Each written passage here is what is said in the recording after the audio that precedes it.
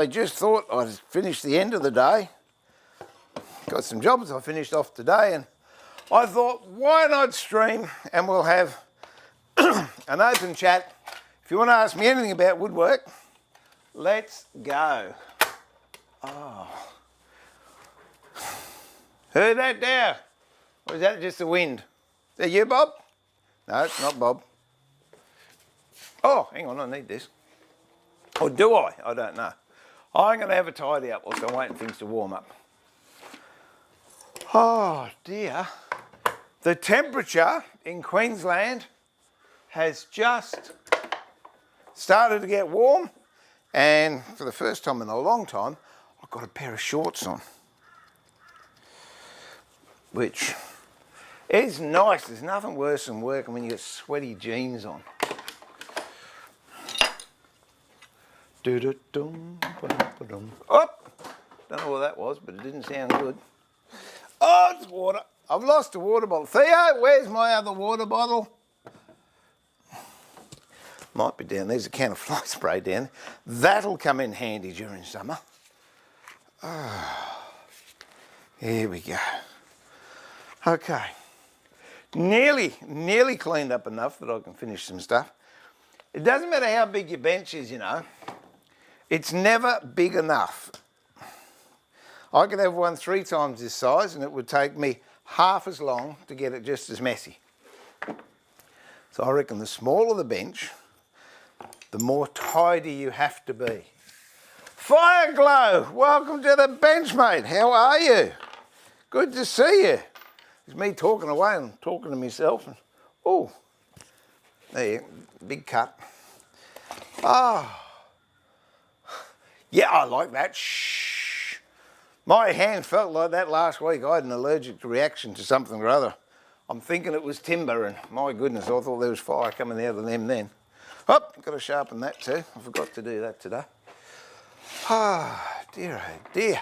Hi, Steve. Hey, Rob. Love your T-shirt, mate. I want one. I want one. I wouldn't wear it on a stream, but I think it's good advice.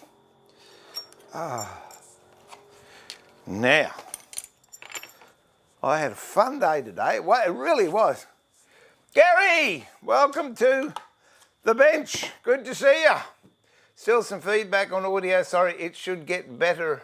Let me have a look. That's on. That's on. That's the only mic I've got on. So it should be all right. Could be me just being noisy. Is that better? Because I haven't got anything else happening. Yeah, hey, Rob, I love it. I said earlier to nobody in particular, I was having a coffee about half an hour ago with my dear lovely wife in town. Not my wife in town, and as if I've got 2 wives, I haven't only got one. I was in town with my lovely wife, there you go, having a cup of coffee, and I said, I reckon I should do a stream tonight. I'm starting to get withdrawal symptoms. Okay, I'll play around with that. This is a cabinet I had a crack at today. Those of you that watched the main woodworking stream on Monday, this is sort of impromptu, open forum. Ask me any woodworking questions and we'll see if we can help you out. And I made this coat rack to go in the house. So I'll finish that off and I've just got to screw the pegs in. There's several ways you can do it. You could put wedges behind the pins if you like. Where's the camera? Where's my stream deck going? There we go. How about that one there? Is that going to work? There you go. You could put wedges in there, what they call fox wedges. Cut a wedge, put a wedge in, have it hanging out, about 1/4 of an inch, and then you pop it in the hole like that and give it a smack, and it drives the wedge home and holds the peg in there. Or the other way, which I'm going to do, is just put some screws in. So I think it's just as easy to put screws in. When you're screwing timber too, it's good to have a bit of wax, candle wax, or this is actually beeswax, I think, and it really helps the screws to go in, especially if they're gnarly and horrible like these ones. Angry, hi mate, how are you? Good to see you. No feedback at this end on YouTube. Well, there you go, it's good. Kevin, welcome to the workshop, mate, from Kalamazoo. Bow sander, and I wanted to give one of those that I sent you a picture of to US patron, sorry, I thought he's US patent department. Yeah, where's the bow sander? Whoop, here it is. There you go, that's the bow sander of renown. Where are we? There you go. No, that one there. There you go. That's for doing around corners and cabriole legs and what have you. There are plans on the website, but you can't get them. So if you want plans for it, send me an email to Woodworking Masterclass or admin@woodworkingmasterclass.com.au and I will send you the JPEG or GIF. And it's an actual size, so you just trace it out, make it. All I've got on the ends, this is really confusing, is you don't have to have brass, copper, just a bit of timber, either end to hold those in place. And that's just a bit of old sanding belt off an old linisher. So they're good things to make. Thanks for reminding me about that, Kevin. Okay. Rich, g'day, how are you? Time to watch and enjoy. Thanks for sharing your shop with the world. Yeah, it's pretty laid back today. I haven't got anything supersonic planned. As I said, I'm just finishing off some, whatever you call it, jobs for the end of the day. So I thought I might as well do them live. This isn't going to work, is it? I'm hoping it will. There we go.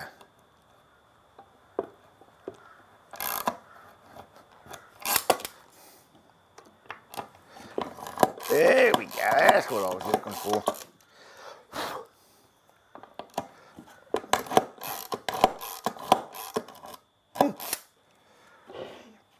This is a Stanley Yankee screwdriver. True story. Someone actually asked me a question about it on YouTube during the week. And they told me, I'm even going to set the screws in the back, even though you won't see it, that they're called Yankees, and that's exactly what they are. You can't see it written on that because it's worn off, and it's worn off on that one as well. So I've got two, one with a Phillips head in it. Whoops. One with a Phillips head screwdriver bit, and the other one's just a cross tip. And I was in a hardware shop in Australia many years ago, and I wanted, whoops, crumbs. I wanted another one, and I said to the guy in the hardware shop, have you got any Yankee screwdriver? And he came back,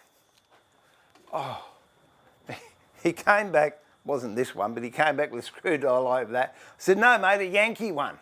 He said, no, he said, that was made in the USA. That's a hardware shop. And they haven't got any better over time either. Anyway, that's the way it goes.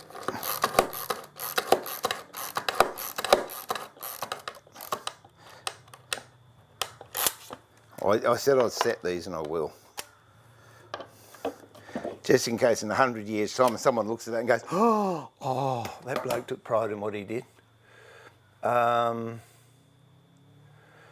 It's email only. No, I've got chat working fine here. Hi, David from the UK. Edgar, hello again from California. G'day, mate. Good morning, WA Cowboy. It's good evening for me, but it's good morning for you. So I'll use the normal greeting, which is g'day. What was that out of the Truman Show? Good morning, how are you, howdy, good evening and good night or something or other. But g'day covers everything in Australia. I have a drawing of my version at scale that's available for download. Well, there you go. If you want one of those bow sanders, get on to Kevin Wixon. He's got a scale version available for download. Good on you, mate. Thank you for that, Kevin. Twitch chat isn't working. Okay. How do I do that? Let me have a look at Twitch chat and see what's happening. How do I get into Twitch chat? Chat room, yep.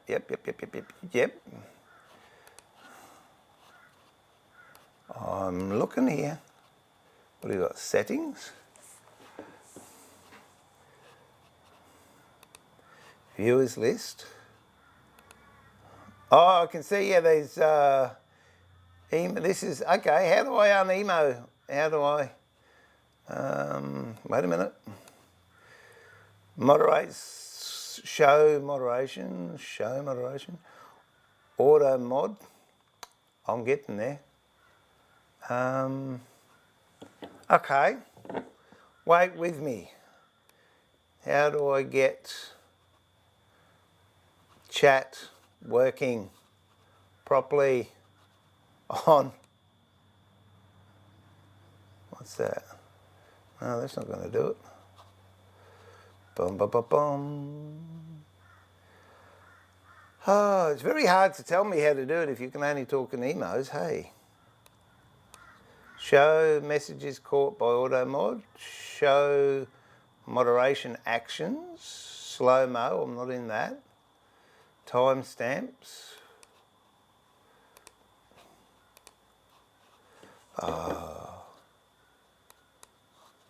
Okay.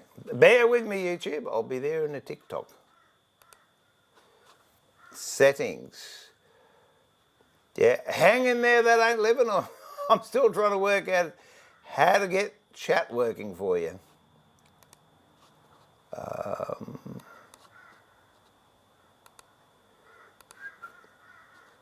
No, that's not going to do it.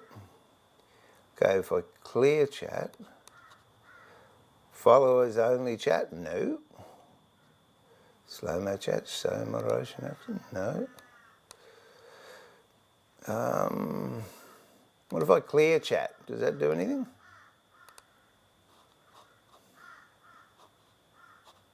Or is that going to be in dashboard, is it? Oh, no.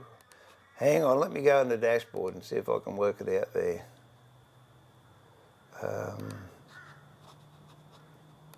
Excuse me, we have technical difficulties here. Da-dum-bum, ba-dum-bum. Bum-bum-bum-bum.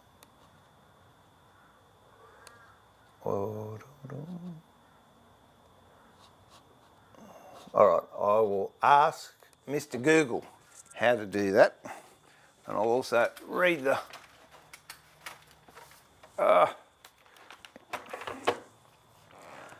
charming.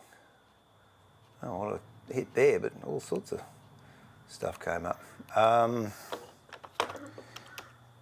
to get out of emo chat on Twitch. There we go. Hi, Perfect Pens. How are you, Tony? Good to see you. Yeah, good old Yankee. How many dining room tables have been ruined with those? Oh. Okay, chat is an essential. Group chat, field chat. See what emails are.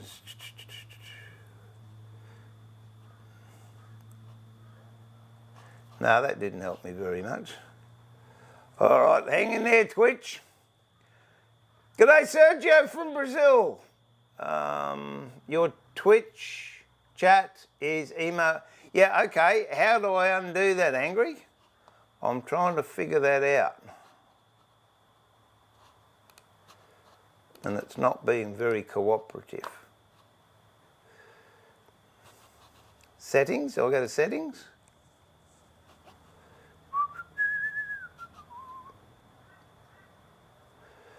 Customer yourself go, yeah, okay, done that. Chat badge, settings, choose, key stream drops, moderation. Ah.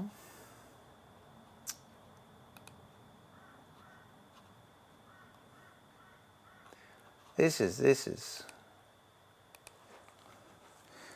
how to get, chat on Twitch. I love these little things that come on, sort of. Is it in Nightbot?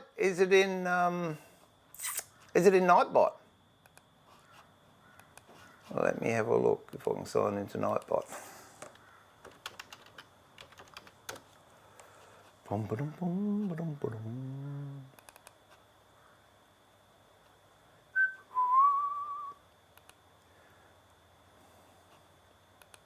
don't tell me you're going to give me a... Oh, no, that's all right. That ain't living, I just... Well, that's no fun. Good morning, Coco. Yeah, we got a couple of technical difficulties here. I'm just trying to work out how I can get the chat room working in Twitch.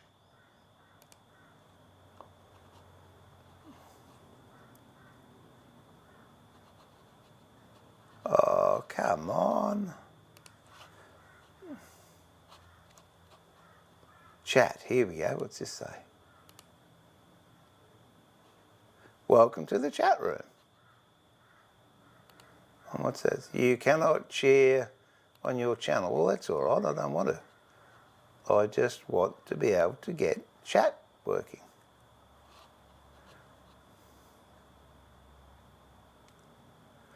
Oh, this is frustrating. I'm logged in, that's all happening wonderful.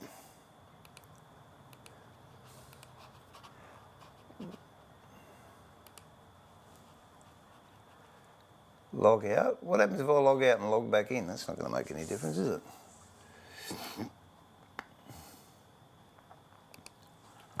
Let's go to channel.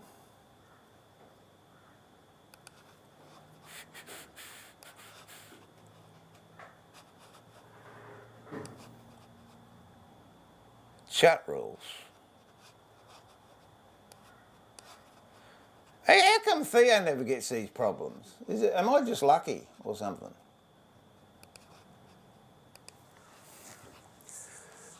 Chat rules.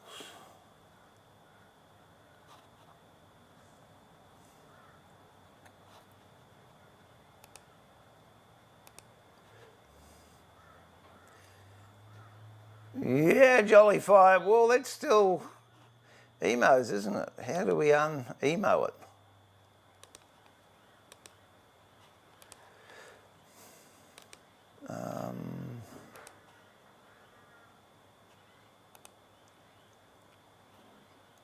Got heaps happening there. Does that work?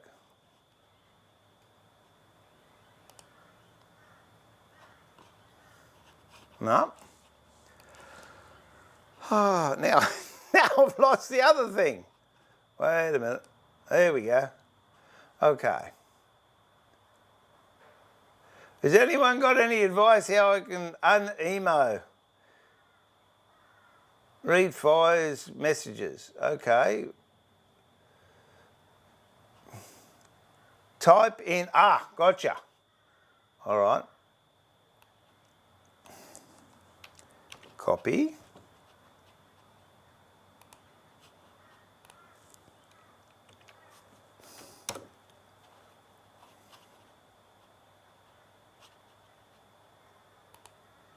Okay.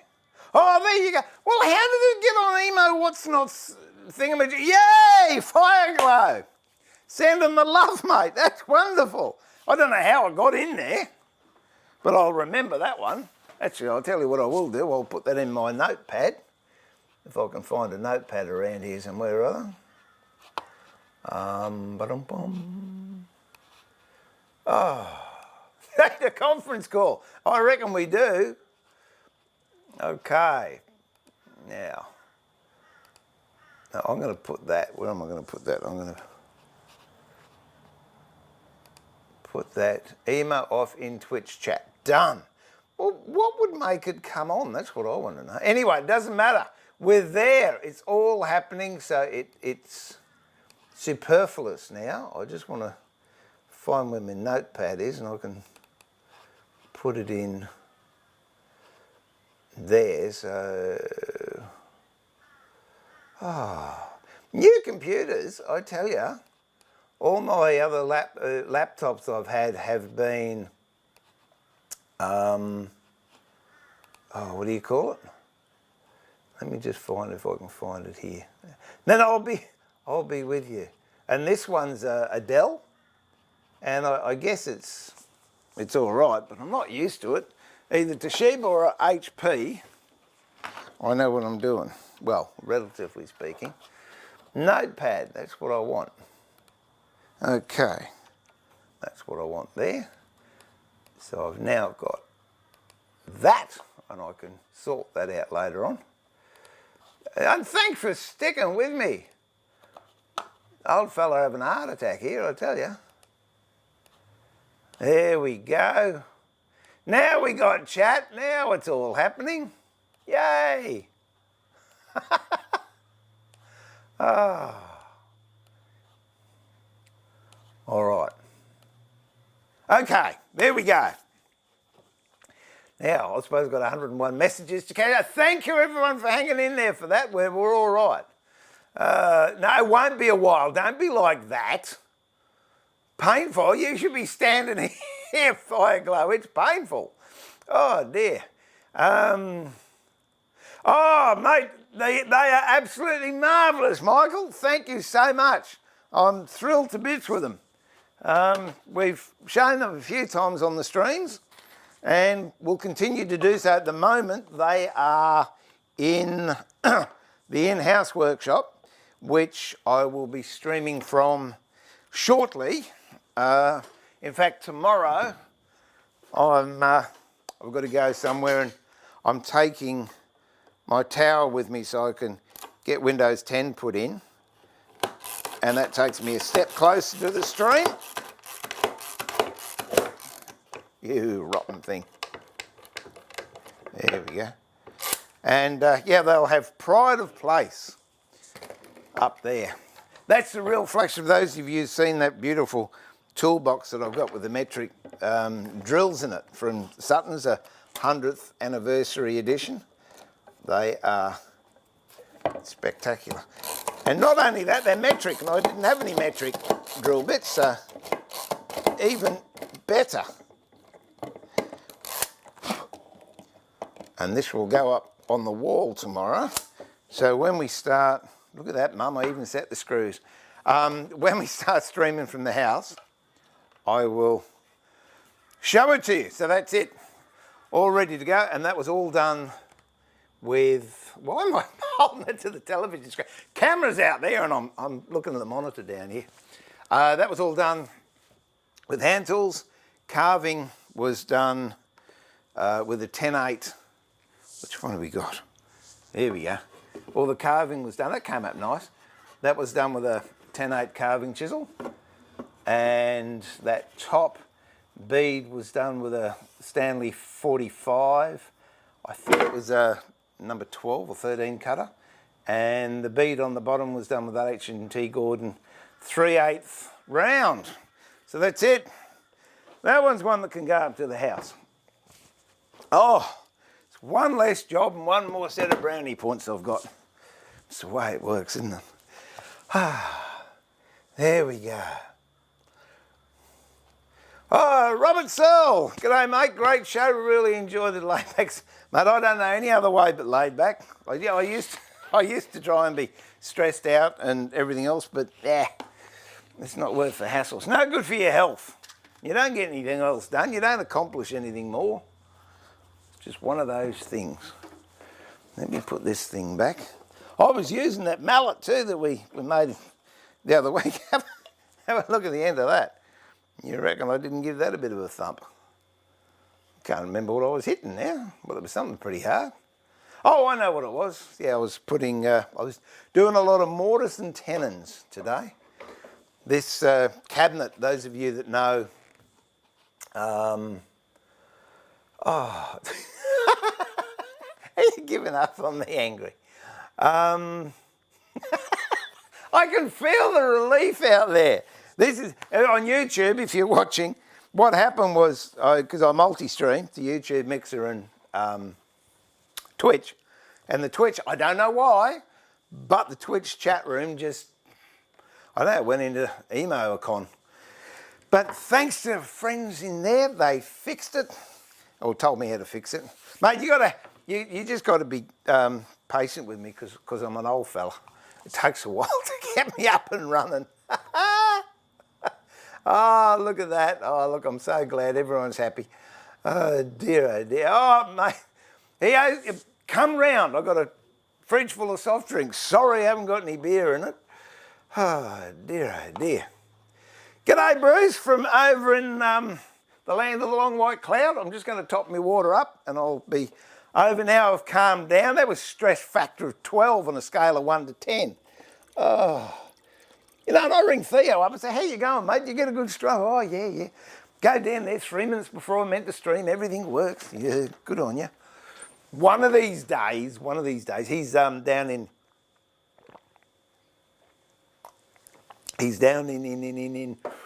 Newcastle. There's a collaboration or something or other, whole people get together and share ideas and skill sets and what have you. So he's going to come back full of ideas, one would hope. What am I making today? Well, actually, Rob, I'm just finishing off. This is, I don't know, if you watch the Monday show, I've got Terry Gordon coming up on Monday. He's the guy that makes these beautiful planes and all these moulding planes. And this wonderful thing here, gee, I'm giving that a flogging today, I tell you. The old sliding Philister. And what we're doing a show in Australia, in Toowoomba, in 2 weeks, I think it is, called Lost Trades. And the chap who's put it together, he's brought all the trades that are sort of dying out. Coopers, you know, making buckets and barrels, and smithies, and chair weavers, and ordinary weavers, and blodgers. What else we got? Cobblers. I think it might be shake cutters and shingle cutters. And so Terry's going out, and I asked if I could come along for a ride, which would be nice. And we're going to make some cabinets, but we're just going to use hand planes. No power tools at all. So this is one cabinet I was working on today, and I thought might knock this one out. Oh yeah. That's that there. So it's got sliding dovetail shelves. See if we can get a side view here. And beads on the sides. That's a bit of blemish in the timber itself. Turn around that side, that one hasn't got one. And then it's got a gap there, so it takes the eye away from the front frame joining the actual side of the carcass, and bead in the front. And then, oh, what did I do then? Oh dear, oh dear. And then these are the door styles, and they've got beads on them, and they're going to sit inside the frame like that. Let's see if I can crank that up any higher so you can see. There you go. They'll sit in there like that. That's got to get cut down and go there, and then I think I'm going to have a drop bottom on it. So the bottom part, this door, if you can look at that grain on that timber, it's got a natural bow in it. So I'm actually going to cut a bow so it sits below the bottom of the door to open it. And this is just extraordinary. I found that in the timber pile, and that's just the natural grain. So that's going to be a raised panel in the door that's going to sit there, which I was going to do some work on tonight, but getting that chat room sort of put me on the left foot. But what else was I playing with? Oh, I want to make a chest, a tool chest or what have you. So This is pretty rough and ready. But I had to play around with making some through handles. So on the chest itself, you can actually put your hand in, and the carry part is part of the handle. So that's just a bit of R&D we did. I've done some more work on the cedar cabinet.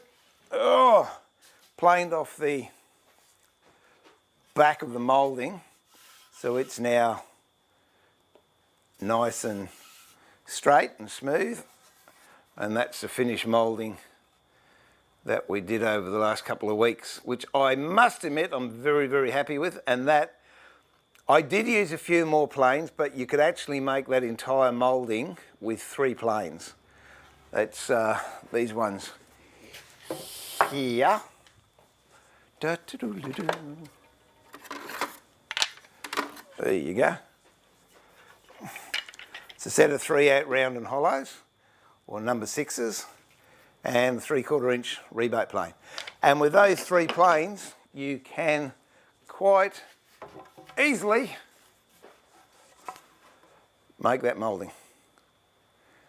So you've got a torus on the bottom, dentils up here, an overlow there, and a cove on the top. And then it's all glued together. So that's actually 1, 2, 3, 4 separate mouldings glued together to make one big moulding. I like doing it like that because if you make a mess on one particular stage, you haven't lost the rest of the timber.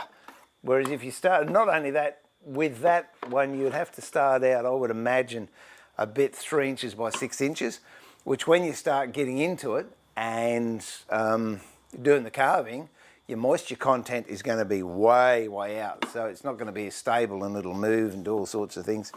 And I'm just feeling these and these doors need to have about 1/16 of an inch planed off them. So I might do that whilst we're talking. I can do that. I can plane and talk at the same time, I'm sure. So we might do that. Oh dear. And Terry's his cabinet, I've started machining up the cutting list that he gave me for the cabinet he wants to do. So I think between the two of us, we'll most likely come up with a hybrid that will be quite stunning and unique. So there you go. That should bring you up to date, Rob.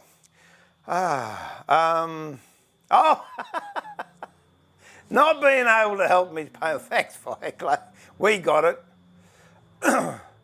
Oh, you lucky fella, Michael. One of those, yeah, no, they are. They're gorgeous. In your, I'll catch up with everyone else in a minute. I'm running about 6 minutes behind in chat, but look at this. Perfect pens, in what would you say is a fair price for a good condition Stanley 45? Made about 250 bucks, I think. That one I've got is extraordinary in as much as it's, well, you can tell it's just about brand new. In fact, it was brand new in a box when I got it. And someone in a workshop next to mine said, oh, I'm never going to use this, I'll throw it out. Do you want it? So I said, yeah. And I thought, I'll put it on eBay. And 6 years later, I'm now using it. So, yeah, look, you can get them. You can get them a lot less. You can get them for 100, 120. But I think 250, you should be able to get a really good one for that. The 55s, you're looking around 350, 400. And unless you've got a mathematics degree, I'd stay away from the 55s. I admire anyone that can use them. It's beyond me.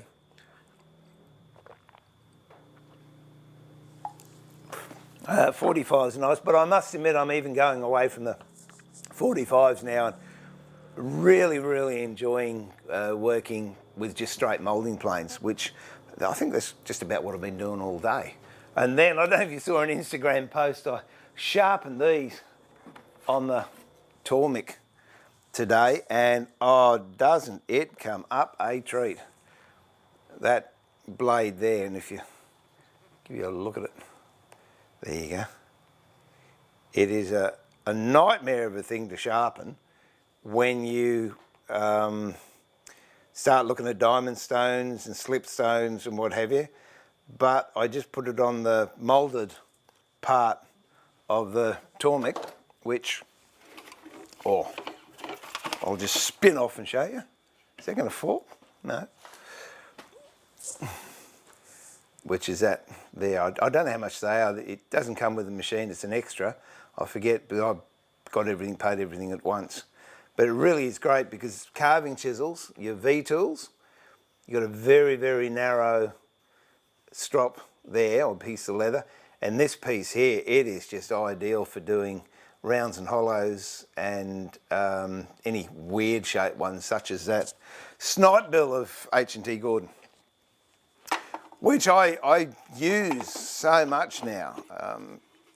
Yeah, I can't believe how I used to get by without using it. What are we up to? Just use an Imperial one size smaller and push the drill harder. Imperial, I like Imperial. No, Richard, you got to go Imperial, mate, because you can go down much smaller. A millimetre is a millimetre, that's it. We haven't got all the neat extra things. I mean, you got smidgens and 15ths and half a fairies, and that's all Imperial. Metric is, I mean, a tad is Imperial. What's a tad in metric? I don't have a clue. But no, on both. It doesn't. As I said the other day, look, you can use donuts as a measuring, providing whatever you use is a consistent size. It doesn't have to be inches, it doesn't have to be mil, it can be anything you like. If you're setting it out, you just use whatever you've got at hand, but be consistent with using that same thing. Yeah, no, I just, mate, WA cowboy, I don't have the apron, I'll throw it on if it makes you happy. There you go, look, I'm working. No, I'm not. No, Tuesdays, actually, I'm really confused. Here we go. I've got a plethora of aprons here. I used to be fine boxes. This is when I was a box maker. And then free plug for Feast Watson. They gave me a real snazzy apron as well. But no, I don't wear it on Wednesday because I'm really not working. It's just, let's have a chat time, and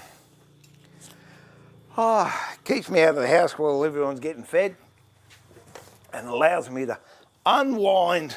Oh no, that's a really nice Feast Watson one. Yeah, it's black denim. A funny setup at the back. It's good though. Oh, so that's the story, WA. Hey Kim, how you going? Good to have you. You're having dinner? Well, enjoy it. Have some for me.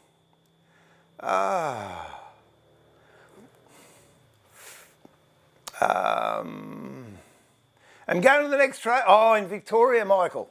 Yeah, no, well, this one's in Toowoomba, but it should be good. I don't know if it takes off. They might want me to go down to Victoria. I don't know if I'll go down there, though, because I don't like leaving home. I'm a bit of a homeboy. Yeah, that timber's extraordinary. I do. I love it. Camera looks great. Awesome idea for the handles. Love that moulding. Yeah, those handles aren't going to go on that cabinet. That's going on something else. So here we go. Hello, Kerry Blue. How are you, my dear? This is becoming a habit. You're going to end up back in my workshop if you're not careful. Have you done any more marquetry? Go on. Tell me the truth. I know the answer, and it's no. How's your second favourite teacher going? I was half talking to him on Facebook today. Yeah, they're done with the moulding plane, Kerry Blue. There you go. You're only what? I'll only. Meloff, welcome to the workshop. I hope you're relaxed. I hope we can de-stress your day for you. Is Terry looking to adopt? Only if you come from Queensland. Oh, missed by that much. For box making, I would recommend depends what sort of box make, how big your boxes are going to be that ain't living. Look, I'd recommend it too, but they're very expensive. Like a block plane. Honestly, a block plane is the best thing you can get for boxes. Just either, look at these. I've got a plethora of them here. Here you go.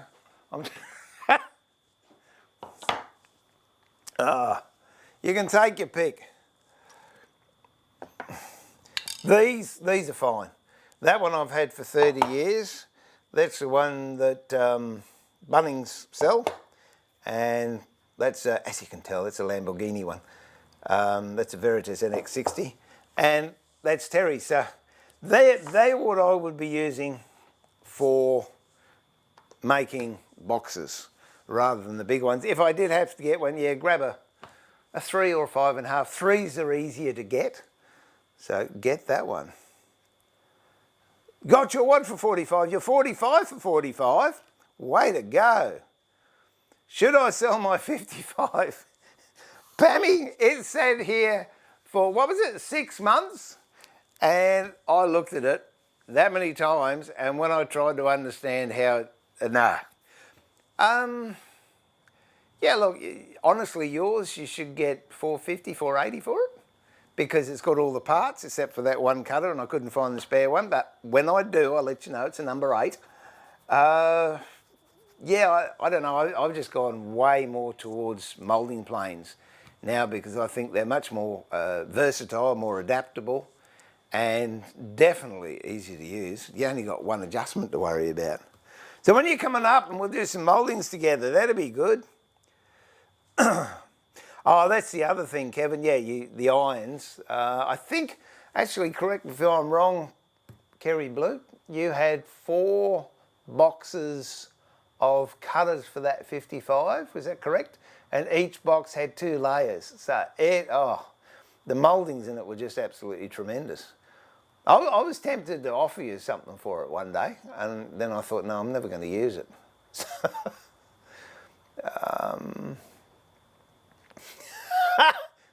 Now what happened with my thumb, yeah, look at that. It's all better now. I was doing a blade on the T8, and I just wasn't concentrating, and the blade flipped off because I didn't have the stop on, flipped off, and my finger rolled over it and just went shoop, straight down on it. And it's a nice clean cut though. And then the girls at ProMac, thanks Renee, where are they? She sends me I got a text. Ha ha ha. Now you know why they give you Band-Aids when you buy a Tormek. Oh, that's nice. Oh dear. Imperial is such a nice, I think so too, that ain't living. Hey, that's a good idea. Yeah, make an apron out of an old pair of jeans. I've got, what's his name? Joplin. Is it Tom? Tom Joplin? He did a book on tool cabinets. It's not Scott Joplin, I know that. I think it's Tom Joplin. I'll have a look. And here we go. In it, he's actually got a toolbox made out of a pair of jeans. It's brilliant. He's cut the gusset out, or the crutch of the jeans out, and then put a bucket in it, and done the zip up, tightened it up, and put a belt on it. So he's got tools in the bucket, and then he's filled the pockets with tools as well.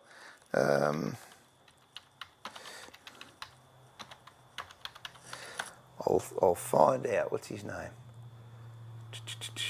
Oh, isn't it marvellous? You write something in there. What, Joplin. I'm sure it was Joplin.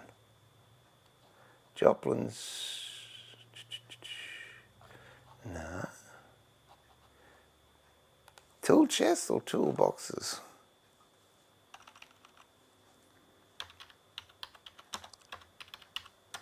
Here we go. See if we go here. Here we go.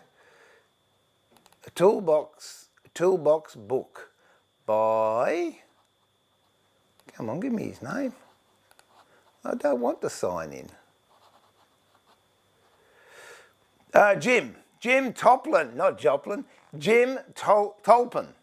Jimtolpin. It's called The Toolbox Book. Absolutely fantastic read. And yeah, he made a toolbox out of an old pair of jeans. It's got some great ideas in there. I'm just looking at the screen at the moment, that's why If you think I'm ignoring you, I'm not really. There we go. Now I've got to organise it so it's all back to where it was. Here we go, good.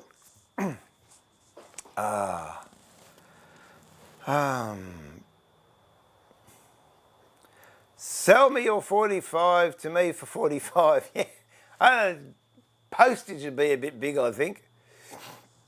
Yep. So how many moulding planes have you got, Kerry Blue? Yeah, is that an exclamation mark, as in one, because I know which one you're missing? So what I'll do, I'm going to plane this down a smidge. So I don't know which way to go, actually.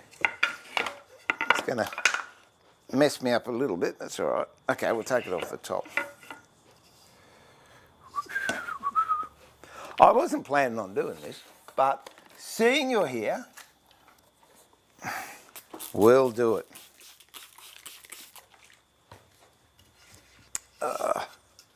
Actually, I'll tell you what, I won't even put it in the vise. I'll pop it.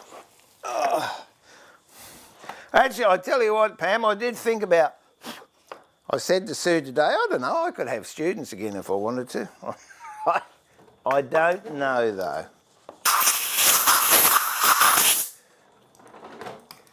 We'll see.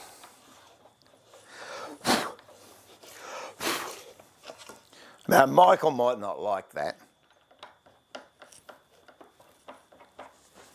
Stealing his star student. All right, I'm going to use, I'll just put these up. I'll use a smoothing plane.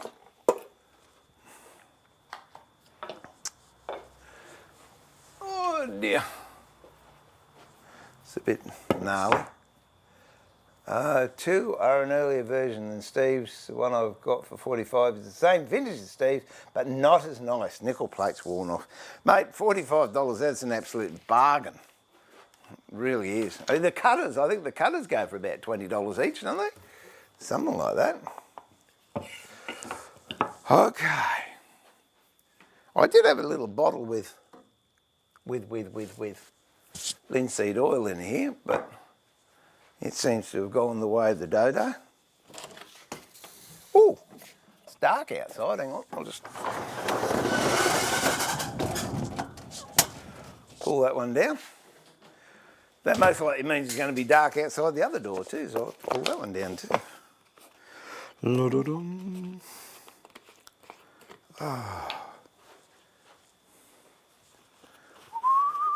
What's everyone been up to? Anyone done any woodworking today? Oh, too much. There we go. Okay.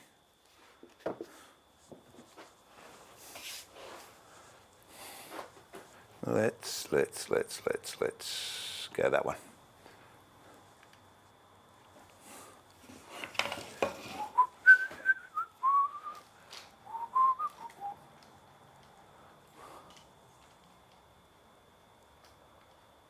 There, you can see everything I can see now.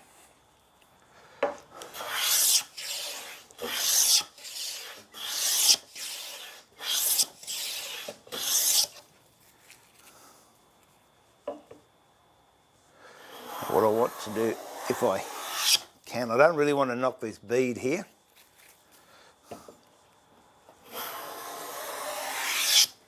Look at that, isn't it?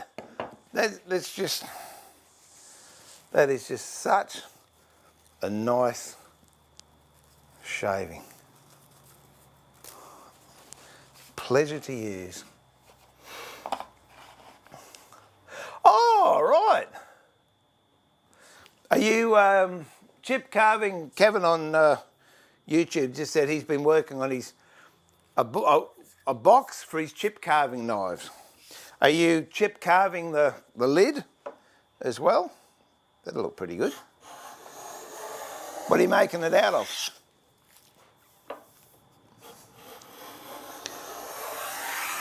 I've actually got a carving chisel cabinet I've got to make for my carving chisels. Once I've finished that cedar cabinet I'm making, shellac and walnut case for a singing sewing machine. Good on ya. Is it, walnut case. So I remember actually I helped someone do up an oak single one the other day with the filigree ironwork on the sides.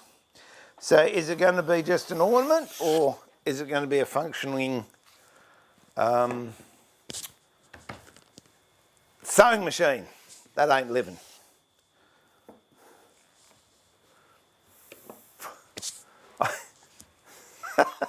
Mate, don't be. You wouldn't be jealous of my credit card statement.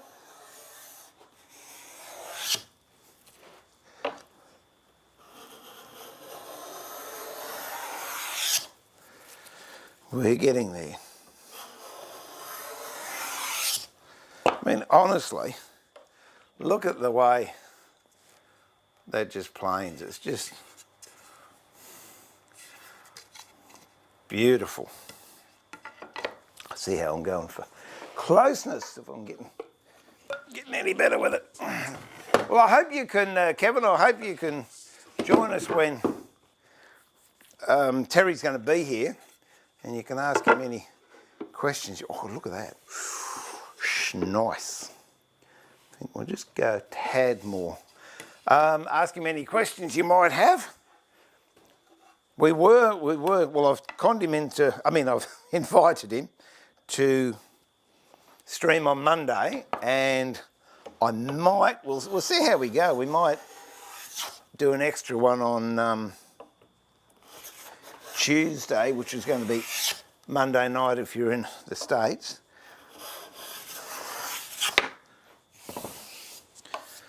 I think that might do that. And we can see what he has to say. I'm looking forward, he's bringing his new plane up, which I've ordered one. It's, what do you call it? A plough plane. So he said he'll bring it up and I can have a look at it. And if I like the one he brings up, I might buy that one. But he's talented with what he does. It really is, it's good. Oh, well, that's good. Young hands woodworker. Mate, I tell you what, it's good to get the young people in too. My wife did a stream this morning. She's got crafty old women. And my grandson was in there with her because it's school holidays. And somebody said, it might have been, yeah, that ain't living. Said you should help your granddad down the shed. No, I'm helping Nan. I think it's just great if they get in there and do woodwork. See, my wife said something to one of my sons the other day about whatever Dad was doing. And, oh, that was right, last week when I ended up with an allergic reaction to something or other. And Susie was talking to one of my sons and said, oh, you might have to come up here and empty your father's timber shed because he's allergic to timber. And he said, oh, that sounds like a great idea.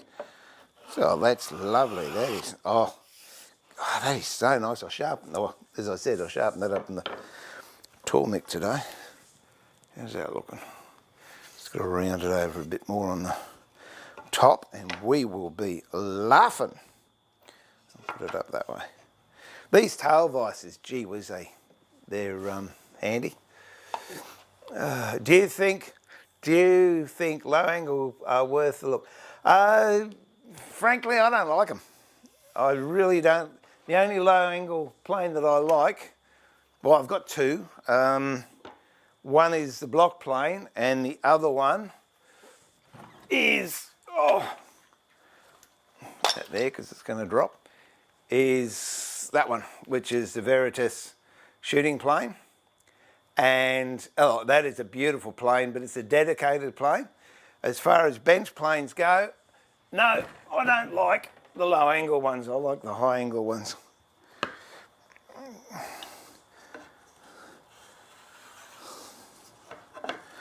But I mean, obviously people like them, or else they wouldn't be selling them. Terry's coming, when he comes on Monday, he's going to share some research that he's done, or another chap did it, and Terry's sort of taken it to heart, and it's all about angles and how the higher angle you've got, the better you are. I don't pretend to understand it, so I'm not going to say anything about it, except that when Terry explained it to me, it made perfect sense. You know, there's a lot of people get caught up in the technical arguments about the geometry and the different pitches, the York pitch and the standard pitch, but I just like using them. I don't want to get involved in the arguments about which is better and which works nicer. And basically, I think if you're a reasonable craftsman at all, you should be able to use any plane and get a result. But I just have preferences, and definitely my preferences, well, that'll give you a rough idea what my preferences are these, although I'll start using a couple of Lee Nelson ones I think up in the house, as well as these, which is a Bailey style, like the ones that are hanging up behind me. I guess I cut my teeth on the Stanley style, that's why I'm used to it. And it did take me a little while to get used to these, but you know, once you're used to it, well, you just watch me adjust it then. And I think that was just as quick to adjust as playing around with the laterals and the blade adjustment on the Stanleys. Oh, look, it's horses for courses. Anyway, where are we up to? Do I ever use my Stanley number one? I used to use it for boxes. And then I found out how much it was worth. And so I put it back in the cupboard. And about that time too, I bought the NX60. This, where are we? This little jobby here. And it does an outstanding job. So the number one doesn't get used very much, but I like to have it because then I can still say I've still got a full set of planes.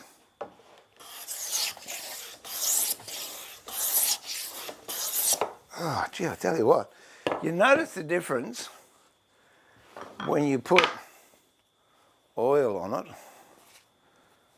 There we go. Just a little rub, you can just see it there. And, oh, it makes such a difference.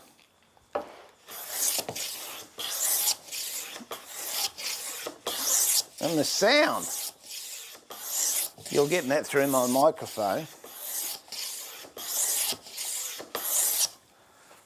I mean, look at that pile of lovely shavings. No dust in sight anywhere.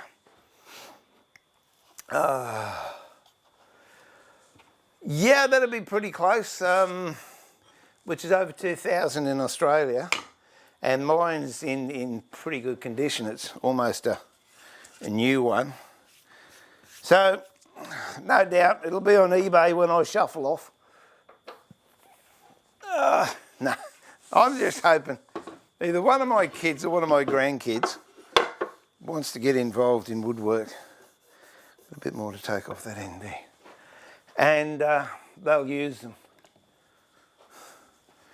This is a good way of working out. All right, that's how much has got to come off. Now, if I go like that, I know I've got to take, trying to get this squiggly line's got to come off, and I've got to leave this. Then when all this squiggly line's off, then I'll do one pass and take this one off as well. And then it should all be good. I think this one's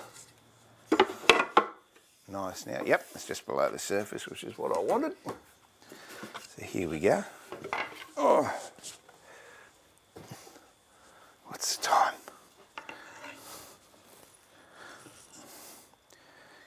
Somebody asked me to do a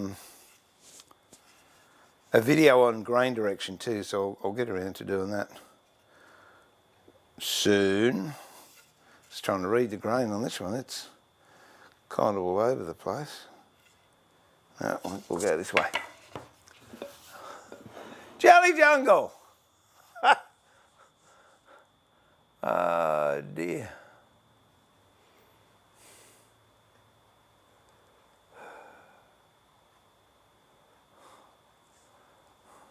Find a kid interesting, woodworking, adopt him. Yeah, the thing is, the kid that I adopt might be in their 40s, though. That's the only thing. It's not going to work.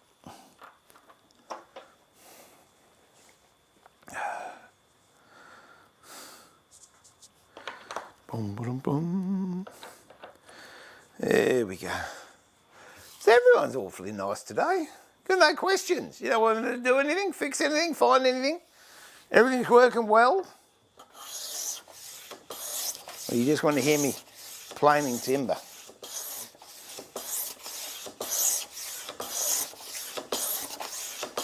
Give it another 5.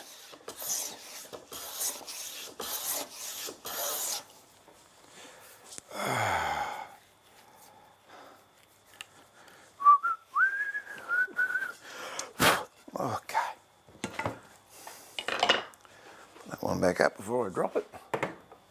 And Theo's not here. Oh, I said that. Theo's not here this Saturday. So I've got some fun things planned to make. Look at that. It's wonderful. I might even take that a bit further down there. Oh. I'm going to do a bit of whittling. Make a butter spreader, which if you like a lot of butter on your toast or margarine or whatever your lubricating spread of choice is, you can just larrup a nice amount on. And they're fun to make. You can make them with a pocket knife. I'll use a moray carving knife.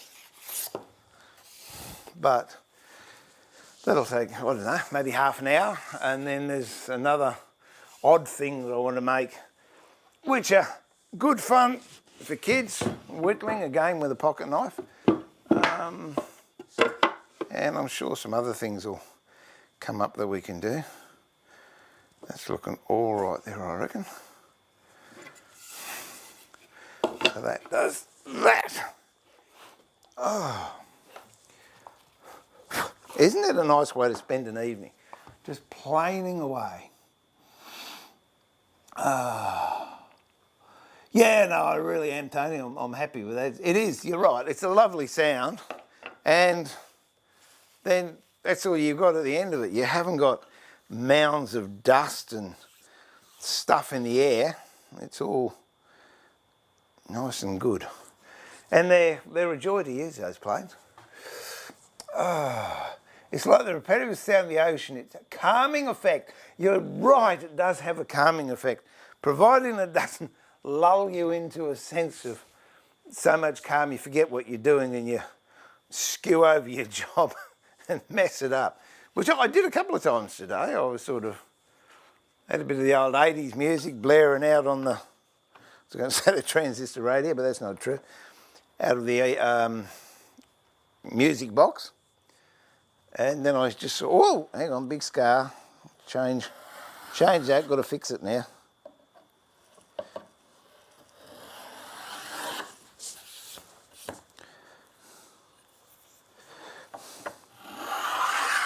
And anyone in Twitch that has followed or subscribed or cheered or whatever, thank you so much.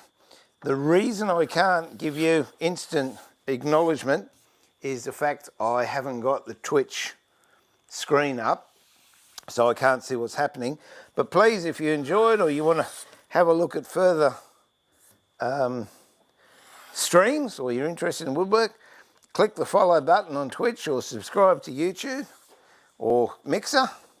And I will be going 100% on Twitch again beginning of October, only because it's, for that very reason, it gets a bit confusing for poor old me to work out what's happening with whatever. So the main streams will be on Twitch come the beginning of October, and then I'll be cutting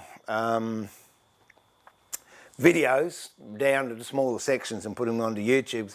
I've had a little bit of feedback from people on YouTube. They much prefer the smaller videos of the projects, which is what I like.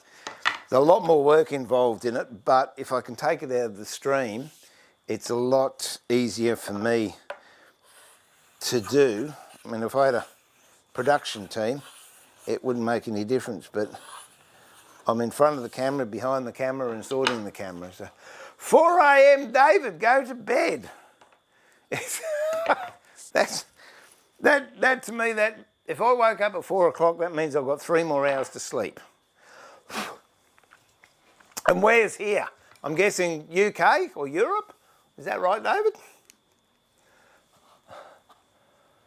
80s music, Edgar. 80s music is fun to listen to. For me, it's nostalgia.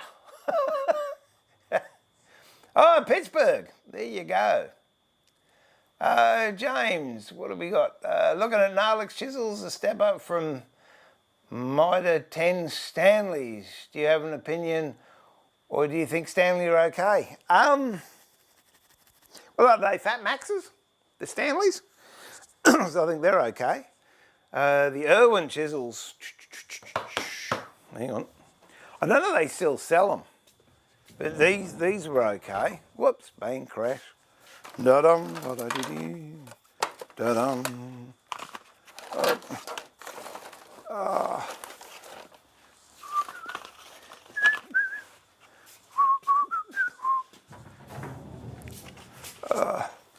These Irwins are okay. They came from Bunnings, I think it was. And they're basically the same as what used to be Marples. I think they were Record. Yeah, they were Record. Actually, I'll show you. Genealogy of it. There you go. Where's the box? Oh.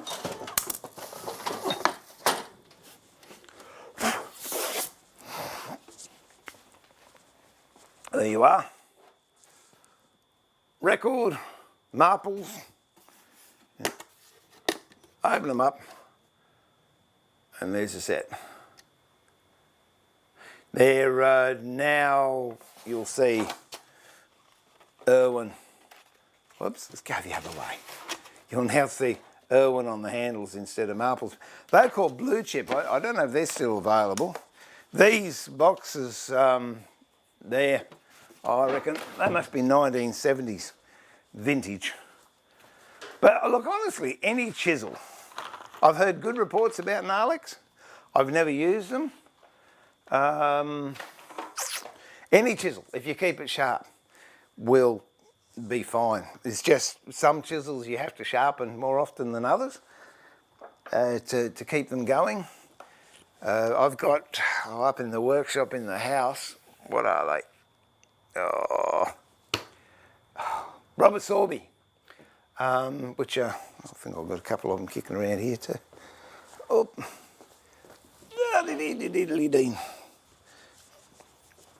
Yeah, these, and it's got Robert Sorby brand. Idiot. There you go. Those, they're boxwood handles, Robert Sorby brand. They blunt very, very quickly, but they are an excellent chisel. This is a gilt edge range. I think they're 520 or 540 or something or other. Very, very nice for fine work. I wouldn't want to have a crack at doing mortising or belting them with a mallet. But they're a lovely chisel, but you do have to sharpen them a lot to maintain the sharpness, especially in medium density type woods. Once you start getting into jarrahs and of maybe walnuts, maples. Wouldn't want to go spotted gum, blue gum, bloodwood or anything like that with them, but any furniture timber, they're pretty good. But any chisel, and most of the chisels now that you buy, you still have to do a bit of work on them. You'll find that I haven't got any that need it because they've all been done, but they'll have marks on the back of the blade. Now, I don't advocate, a lot of my chisels do have mirror backs on them, such as that, but that's just the way they come. And the process I use to sharpen them gets them to go that polished. But honestly, providing you get the marks out of them, they don't need to have a mirror finish. I hear a lot of people say, oh, no, it's got to be, shiny. No, look, if that's what you want, do it. But I don't think it's necessary. I think providing the backs are flat. And if you're using a stone anyway, you get a nice mirror finish, you rub it over a stone, guess what? Mirror finish is gone. So yeah, just whatever ones you can get hold of. So give the Nailix. I think that the handles look a bit, they could do a little bit better in that maybe. Oh, 4 a.m. in the US, David. Wow. Thanks for staying awake. Yeah, no, there's nothing wrong with the Irwin chisels. Yeah, no, stick with the Stanley's, James, truly.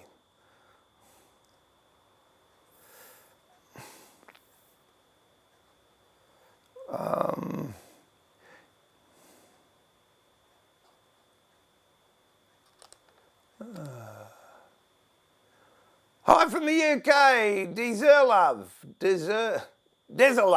But hi from the UK at you again. So it's got to be early morning there, I'm getting one.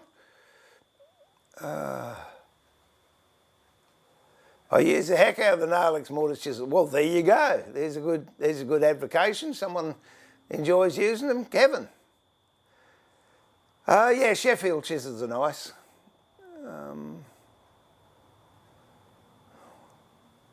Sheffields are blue and black. What's the other one? Blue spruce is another good name one, I think. I honestly don't know what the gritstone is. It's just an ordinary...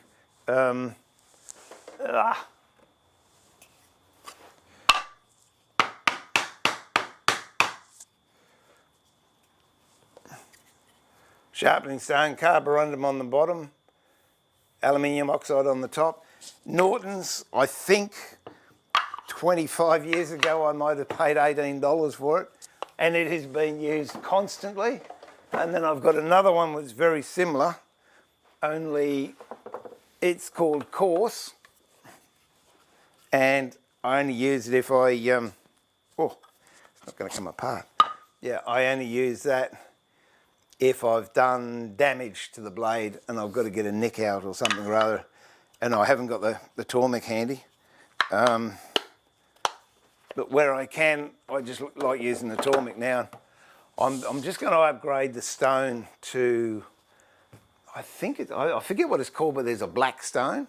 I'm finding the amount of sharpening I do is a lot, and the grey stone, it's great, but it does wear quicker than this black stone. So hopefully in the next couple of weeks, I'll be able to replace it with a black stone and give you a report. The stone, the black stone, apparently it's 1,000 grit, but it cuts a lot quicker, whereas that one is 220 grit, but you've got a grading stone here,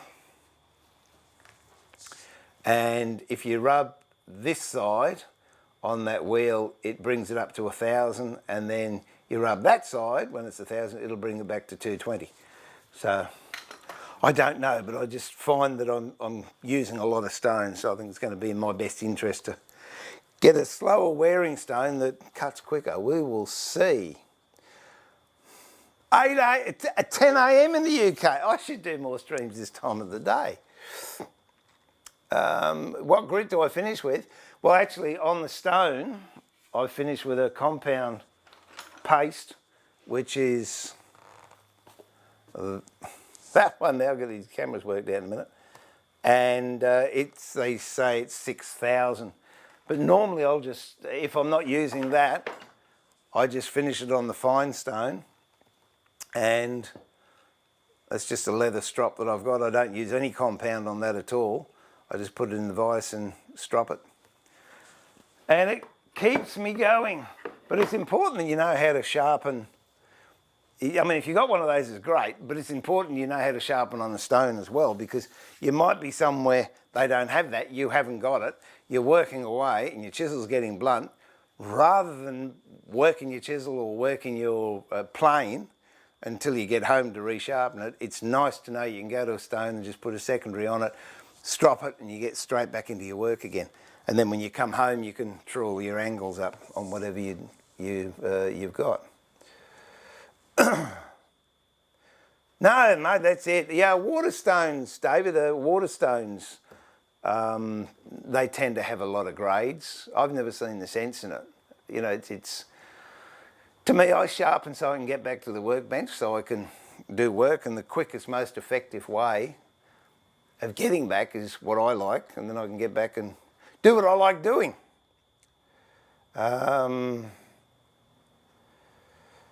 Yeah, look, I think 5,000, yeah, it's more than enough. I think I actually have a 6,000 stone over synthetic water stone someone gave me.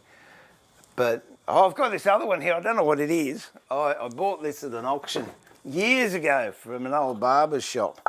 And I think it's just a piece of slate, I think. There you go. Very throw together, how do you go sort of box. But it's obviously these cutthroat razors, and it's very, very thin. But I used to use that as well. But, you know, as I said, I think it was on Monday's stream, there are more ways to sharpen than there are things to sharpen. So whatever works for you gets you back to the bench. And sometimes it's therapy sharpening. It's fun. I enjoy sharpening kitchen knives when we need them done in the kitchen, or I don't know what I've got. I've got a leather one on me at the moment, but that or a pocket knife. Well, I've got a pocket knife in here somewhere. Should have. There we go.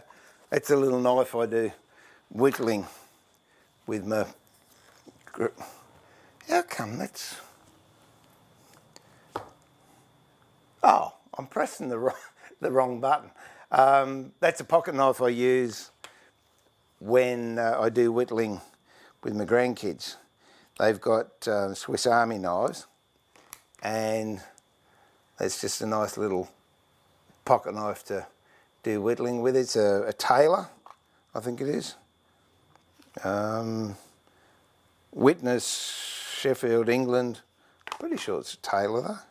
I don't know. No, whatever. But yeah, it's nice to sit there and sharpen that. There's a lot of therapy involved.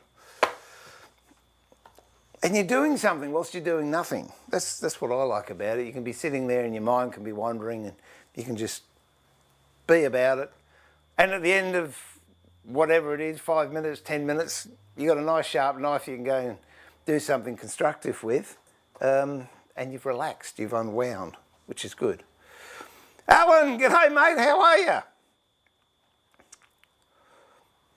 From Brisbane. Are you the Alan who I'm having a coffee with tomorrow? Let me know. So I'm looking forward to coffee. Oh, Simon, welcome to the bench, mate. Oh, it's great if you get something out of the chat that we have. This is pretty informal, these Wednesday night things. It's getting consistent sharpening that's difficult. Yeah, look, honestly, James, it just comes down to practice. You develop muscle memory. It's like using a chisel. It's like using any of the tools I've got here, or an artist, or my wife with her sewing. It's muscle memory. Once you get it right, then you can do it, you know, without thinking, because your muscles remember the correct angle and everything else. I think knives are, what, 20 degrees each side, or 15 degrees, depending what sort of filleting knives, I think, are 15 degrees each side. General purpose kitchen knives are 20 degrees each side. Pocket knives, I think, are around the same, 15, 20 degrees. I don't know how sharp this one is actually. Let me have a look. Oh, we will see. Yeah, that could do with a sharpen. The way I like them is that they just slide through. That one's not, so I should sharpen that one. Let's have a look at this. This is a chisel, see how sharp this one is. That's how you want to have your knives, so they just nicely does that. I mean, all your planes, there's no reason why your planes and any of the other blades that you use can't be as sharp as that. Just practice. And I'll leave that one out and I'll sharpen it. What am I doing tomorrow? Oh, I'm going to have a coffee. That's what I'm going to do tomorrow. I've got to go and drop some stuff in to get, I've got a job I've got to get laser engraved. So I've got to go and drop that off. Let's see.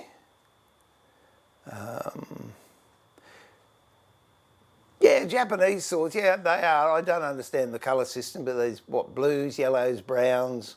They do it in a big tray. There's a bit of a ritual involved with it too, I think.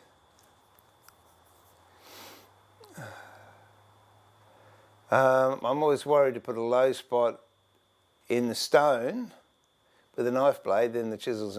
And look, check it out, David. I've got a video on how to flatten. So in fact, I'll tell you what, if I can find a piece of paper, I'll show you. I shall show you how. Oops. There you go.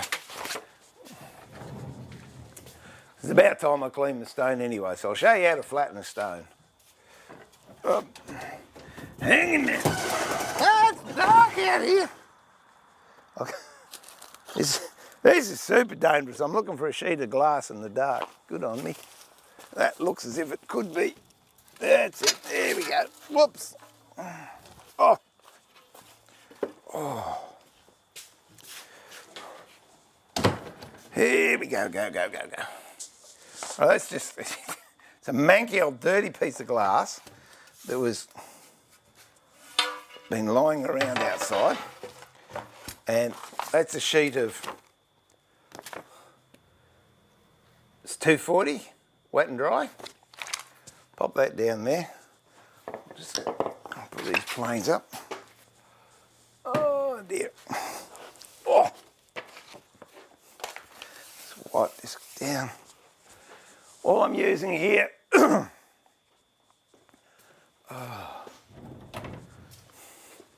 is ordinary, this stuff here.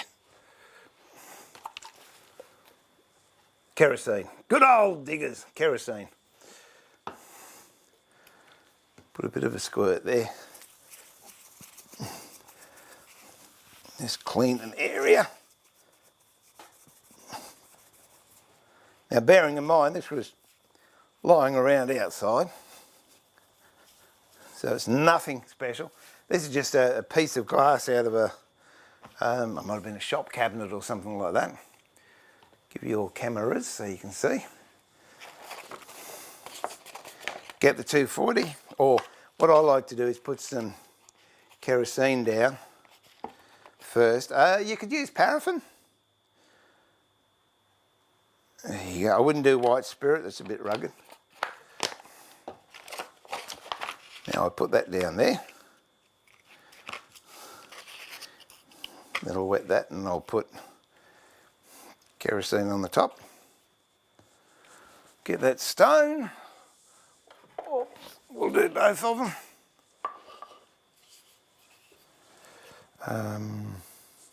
Might do the rough one first.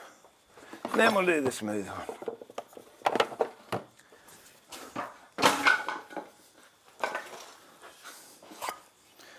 Okay, so you can see how manky that is. Now just place it on the glass, on the paper, circular motions or figures of 8 if you want. Turn it around so you're getting even distribution. Up and down, sideways.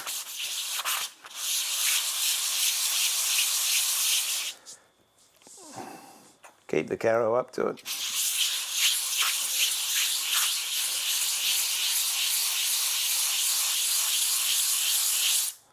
There we go.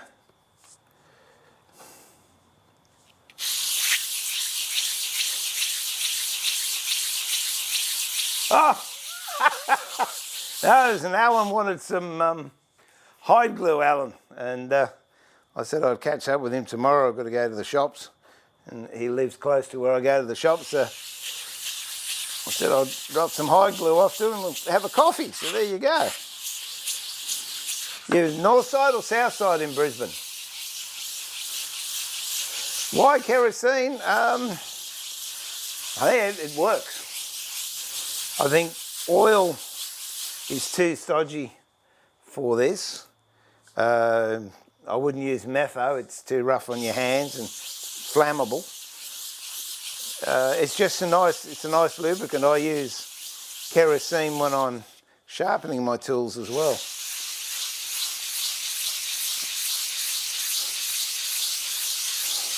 Oh, okay. Yeah, mate, I don't particularly like the low angle planes myself. I've got a low angle Veritas shooting plane, and of course my block plane's a low angle, but I much prefer the high angle ones.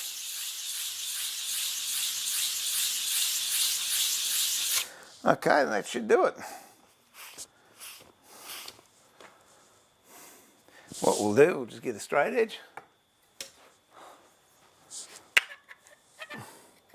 Hold it on there and see if there's any light coming through, which I don't think there is. And that is pretty darn flat. So I'll leave that to one side. Do the fine one. It's not too bad, but we'll give it a clean up anyway, so that's what it looks like before we flatten it and clean it.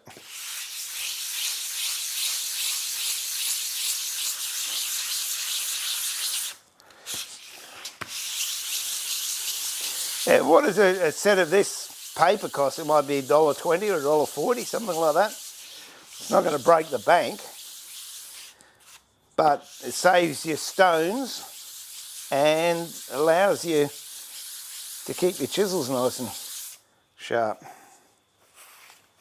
Okay, got a little bit more to go there.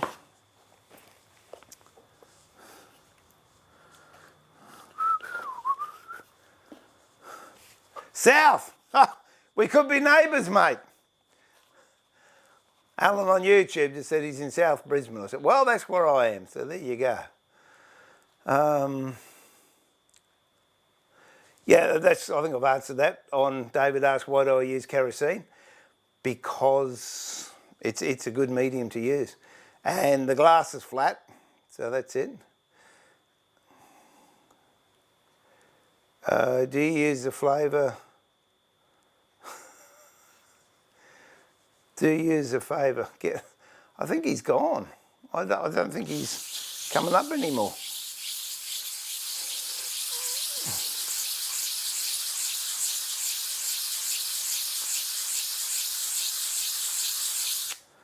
There we go.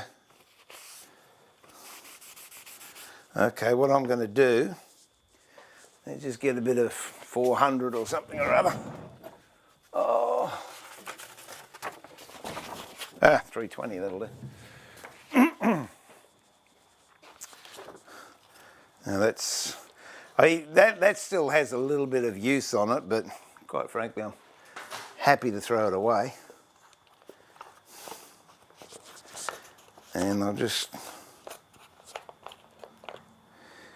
put a bit more of this on. Where's my little bottle? Better fill that up too.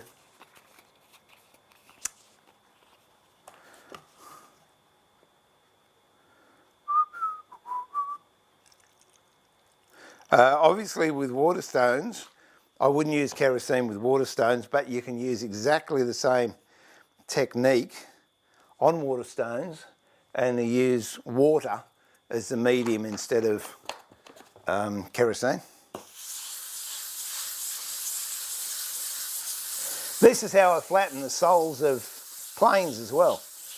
If I bought another plane and I wanted to have it flattened. Same thing, just I would start it, depending how bad it is, I could start off at 80 grit, and then I'll work my way 80, 100, 120, 150, 200, 220, 320, 400, and then I get a really nice finish on the bottom of my planes. There you go, we've just renewed or rejuvenated that stone, and I'll just give this one a bit of a tickle. So I hope that helped, David. Costs next to nothing to do. You've most likely got the stuff hanging around. The other thing, if you haven't got glass, you can go to a tile shop and get just a flat ceramic tile, and it will work just as well. I've got some of those outside from the kitchen. Now, if you can remember what that looked like before, now it's all been rejuvenated, and I've got a nice new cutting surface on there, ready to use.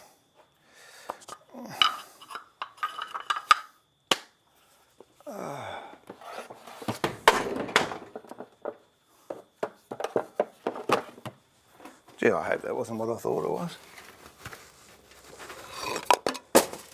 No, I don't think it was. Well, that's good then. Oh, it wasn't.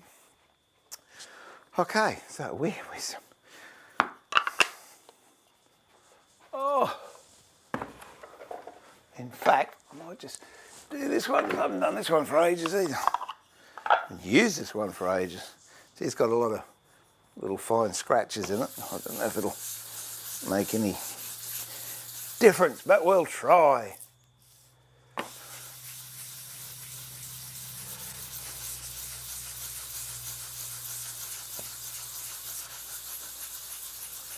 You can do the same thing. You can use diamond plates to do it, and you won't wear the diamond plate out. But you know, at $120 for a diamond plate, there's a lot of wet and dry you can buy for that.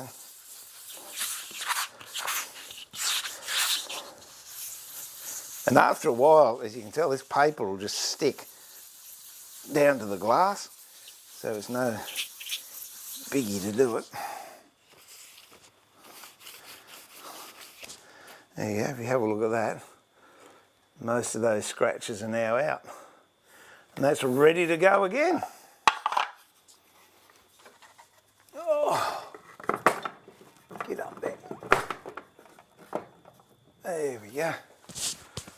Oh.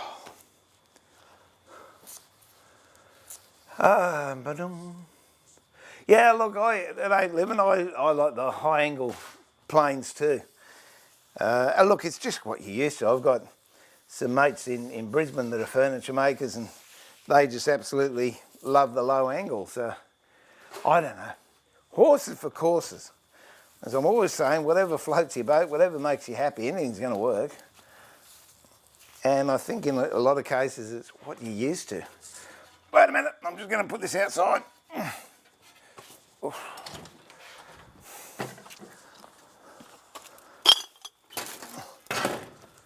Ooh.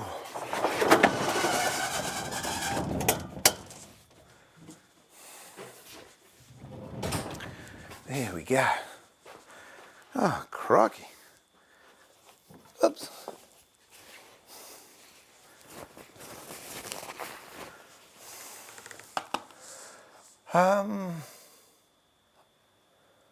Yeah, I don't want to say anything that ain't living, but yes, there are some cheap low angle blades, planes coming up.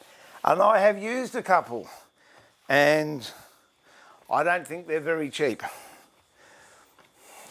Now, you can read whatever you like into that.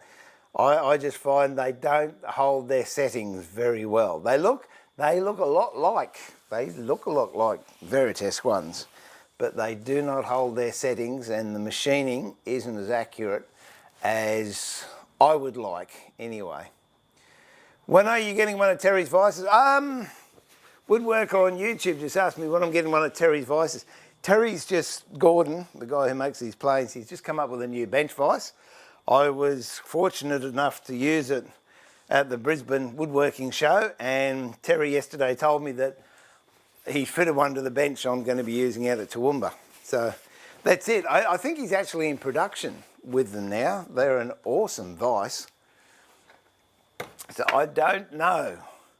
At the moment, I'm sticking with the old Dawn and records that I've got. But no, they're a nice vise. Very soft action and not quick release, but they wind in pretty quick. So whole new design of vices that I haven't seen before, and it's all enclosed. Very, very special.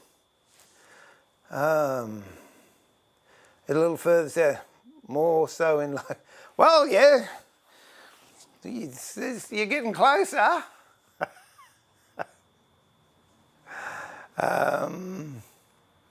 Do you see, hang on, someone's asking me, do you see the need to use the same grit paper according to the stone grit? Oh, look, I've had that one before, but no, I don't. I just, let's face it, if it's a heavier grit, okay, it's going to wear the smaller grit down, but once you start using it a couple of times, it's going to go back to the grit that it's meant to be. So I did, yeah, that coarse one and the fine one, both were done with, what was it, 240 and 320, and they'll work fine. And in the past, I can remember, in the good old days, I would actually rub it on the concrete floor of the workshop to get the hollow out of it. Windex, yeah, I've heard that before, Kevin. Someone suggested, or Kevin on YouTube said, Windex works great on diamond stones. Kerosene works pretty good on diamond stones. Water works good on diamond stones. Oh, that's good, David. I'm pleased that helped. Granite tiles, yep. Anything like that. Go to a what do they call them? Demolition yard, and you'd be able to get a piece of granite for a kitchen they've pulled out, you know, for $10, $20, it'll last you forever. That ain't living. Spent 4 hours doing that with my oilstone. Got the divot from... Yeah, well, 1.5 mil is still quite a big divot there. That ain't living. I used to sharpen, James on YouTube just asked if I sharpen my own saws. I used to.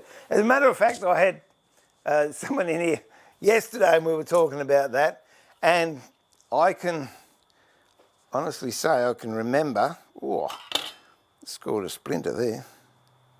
What pocket knives are for, wait a minute.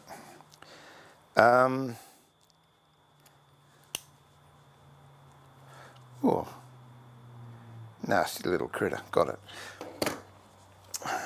I used to sharpen those by hand and eye. Not now. I think the extent of my sharpening now is rip saws. Yeah, I can see those. I can sharpen that one. In fact, I think I did sharpen it last time.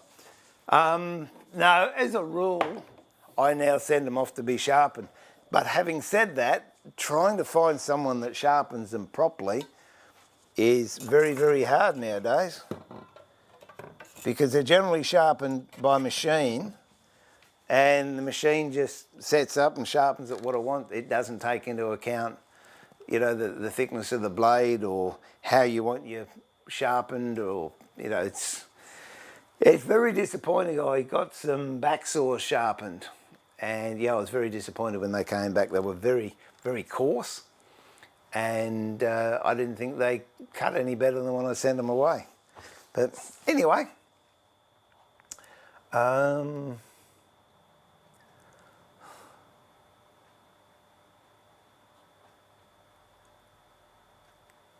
just heard Windex being great, but will the ammonia... I know nothing about water stones. I wouldn't use it because of the ammonia. It makes my eyes water and burns the back of my throat. Stanley, are we still talking about bevel up, low angle bevel up planes? Because I didn't know Stanley did those, to tell you the truth. I know Veritas does, and I know there's a lot of knockoffs around. low angle block planes, Stanley, like the one I've got here. I think there's an 010 and these are, no, a 110 and these are 060s. Yeah, look, they're great. I did have, I don't know if I've got any left, but I had a heap that I used to sell to my students and they were a lot cheaper than Bunnings. But my grandson's pinched most of them there. Hang on, I've got to go and get another drink of water. Oh, I can hear the water pump going, so someone's having a shower, so that means my tea should be ready soon. Oh, I love that glug, glug, glug.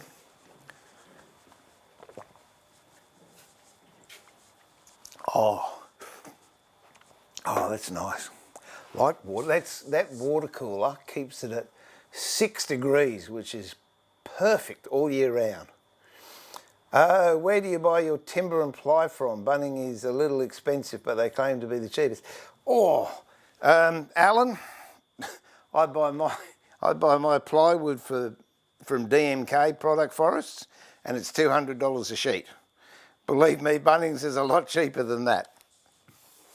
But I buy birch ply, which generally has an extra 2 laminations for the size. So if you bought 12 mil from Bunnings, it'd have 5 laminations. Birch ply has 7, and it's just a gorgeous ply to work with. Timber, I don't buy much now. I've got a fair bit around here. If you want to buy some blackwood, let me know. I've got a bit of that around. But yeah, what sort of timber are you chasing? That's the best thing. Or send me an email if you like. admin@woodworkingmasterclass.com.au. That's admin@woodworkingmasterclass.com.au. Let me know what you're after and I'll see if I can help you out. David on YouTube, in all the years on YouTube, you've been the most interactive to date. Thanks for all the feedback. Cheers, mate. Thank you for your feedback too. It's great to learn a good bit in the last half hour regarding whetstones. Thanks, mate. Mate, you're more than welcome. That ain't living. A Stanley 62. Let me check it out. I don't know. I've never seen one. If I have, I'm not aware of it. It must be a newie. I'm starting to get au fait with this now. I can actually Google search when I'm streaming. I'm excited. Stanley 62, boom, let's go. Images. Oh, okay. Right. Yeah, well, they're looking like all the other low angle ones, aren't they? They're sweethearts, I presume. Yep, can't comment, Brett. I really don't know because I've never used one. Have a go. Have a look at it. See if it's coming up cheap enough. Try it. As I said, I'm not a real fan of them, but can you send blackwood to the USA? Yeah, I believe so. In fact, the stuff that I bought, one of my ideas was for luthier work because some of this is just gobsmacking beautiful. Fiddleback for cigars, for guitar backs and sides. So that was one of the reasons I bought it. But postage is the thing that kills most. Because I know they used to use Q wood a lot, especially for ukuleles, but it's getting scarcer. It came out of Hawaii, I believe, Q wood, and blackwood.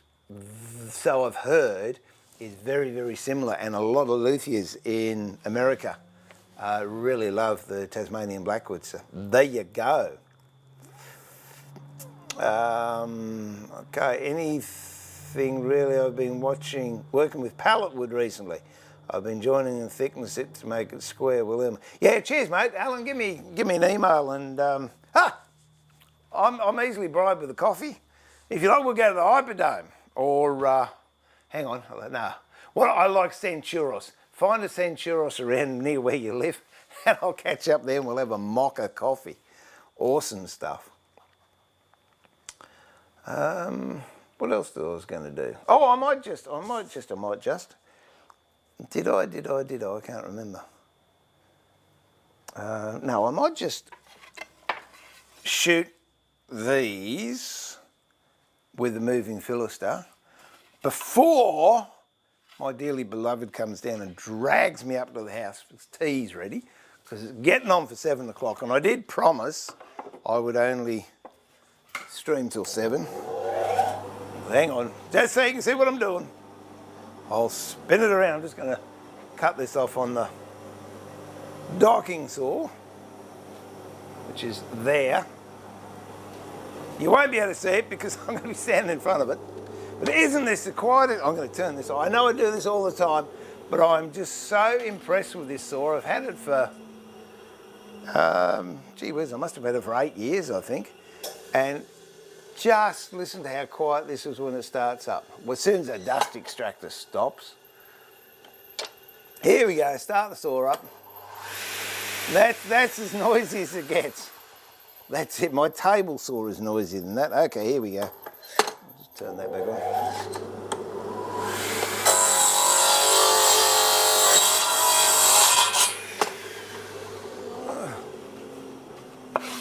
Oh, it's a Metabo something or other, but it's a brush motor. No, brushless motor. Yeah, so what's that, AC or something or other? And it's a copy of the Electra Beacon, which came out years and years ago, and it is just so nice. Okay, now let me spin that around so you can... I'm sure you don't want to look at the top of a Caro bottle. Boom, boom, boom. I've moved my keyboard. Where can I put it so I won't knock it down? I'll leave it there. Oh, good on you. Compressor.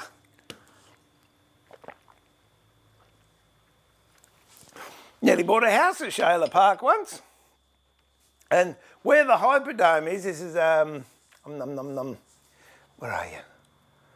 I saw it a minute ago, yeah. Oh, Tony, you're at Shayla Park. Yeah, nearly bought a house there, and real estate agents, gee, I'm pleased they're honest.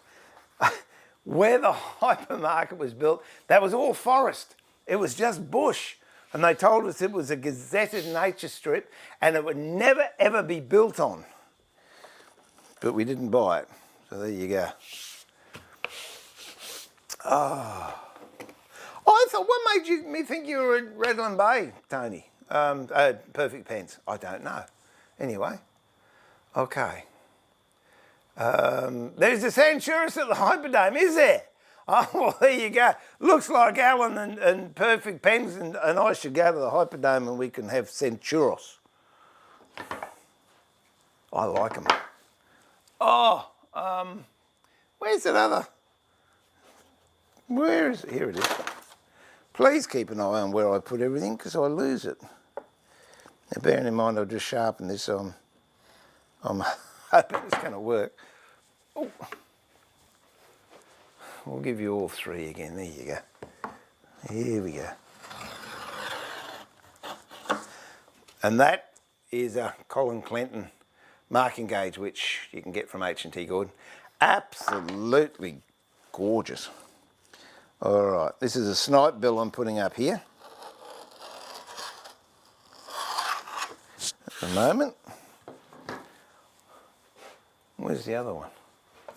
I'll go the other way because that is majorly cranky. Boy, is it cranky.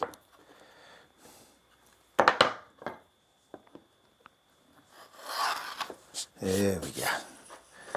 One more for luck. What am I doing? Oh, that's it. This moving filister, I'm going to set it up so it's right there.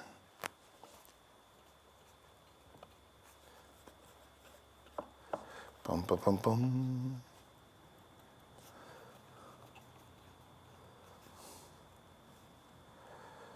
There we go.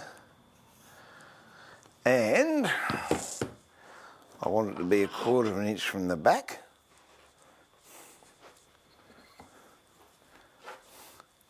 This is against union rules, you know. I shouldn't be doing woodwork at this time of night. because my wife said. I'm surprised Bob hasn't come down here to give me an earful.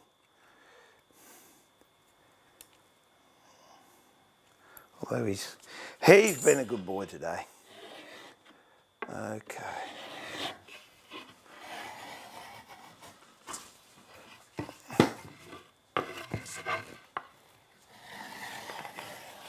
There we go. Just set that depth up here. Makes it a little bit deeper.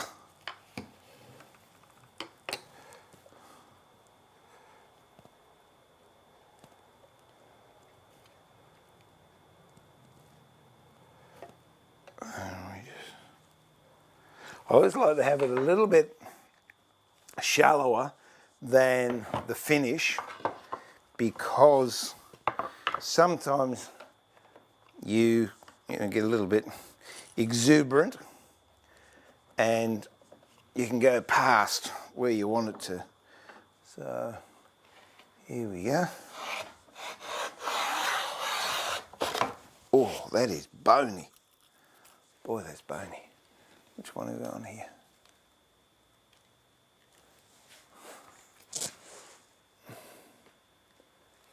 There you go.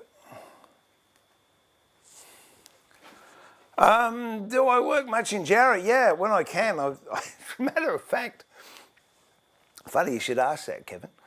I just found best part of half a metre or 3/4 of a metre in my timber shed that I didn't know I had. It was actually under some Queensland maple. And I thought, oh, what's in there? And there's this great big, must be, yeah, half, 3/4 of a metre of nice, wide, thick boards too. So soon I'll be doing something in Jarrah. Let me see, what are we up to here?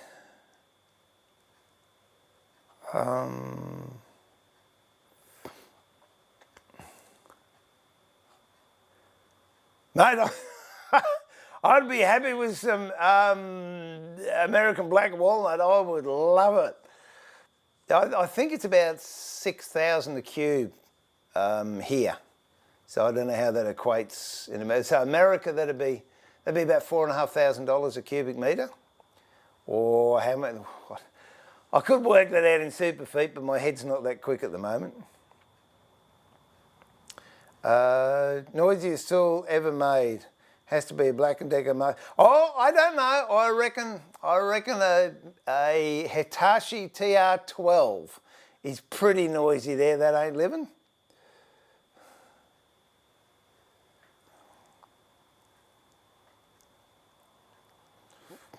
Two and a quarter by 7 1/4. Oh yes. Pop it on a plane. Yeah, it does, Tony. We'll do it one day.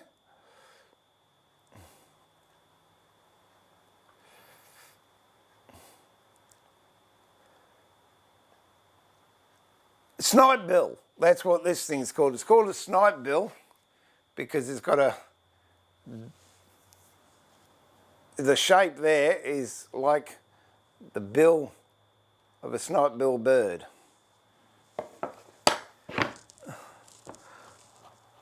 Oh yeah, I haven't had dinner yet, Alan, so I'm all right. I can hear that water tank going though, so I know something's happening there. Oh, goodness gracious, this is bony.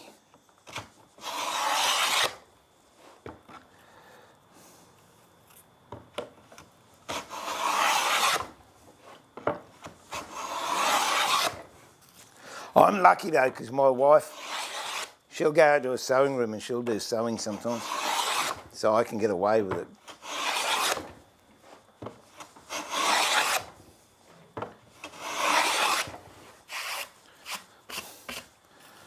Actually, I think that blade's getting very due for a sharpen.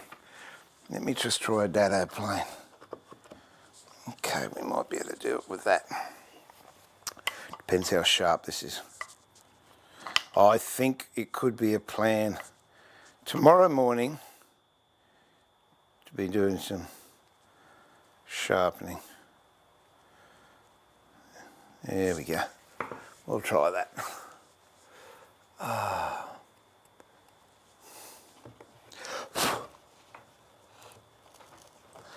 Oh no, that's way too coarse. Okay, we'll try this one.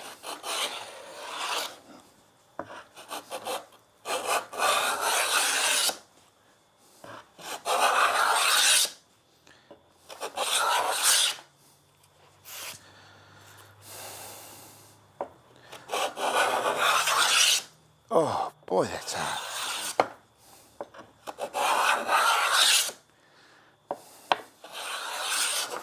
You can tell it cuts clean, but oh, the figure in that is just absolutely incredibly hard.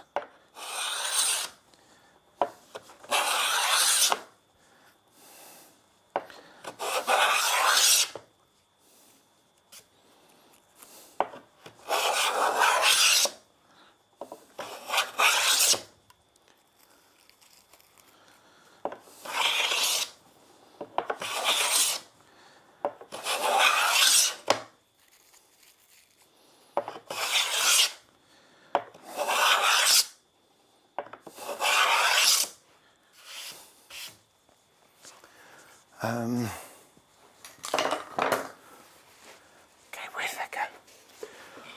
I'm just looking at the clock. I'm going to have to go soon. I'm going to get into trouble. It's all right, you guys stick up for me, and girls. That's it.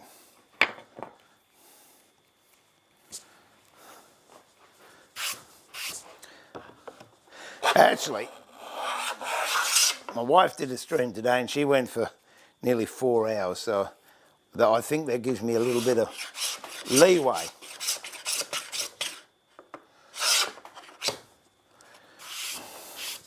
Actually, that's looking quite nice. I think I'll keep it at that angle.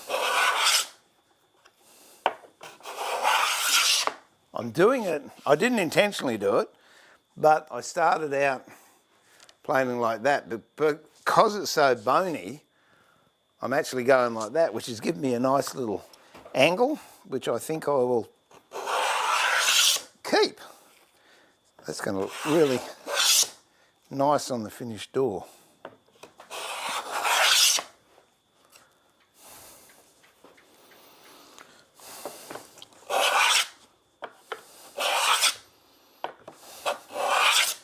Definitely some sharpening to be done tomorrow.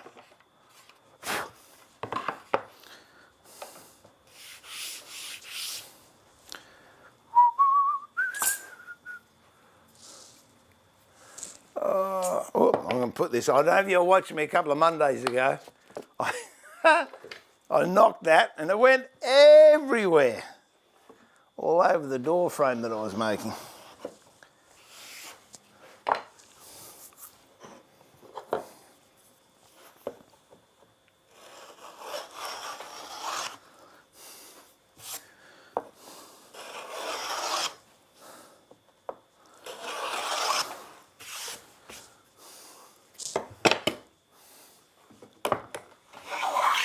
Oh, that's better.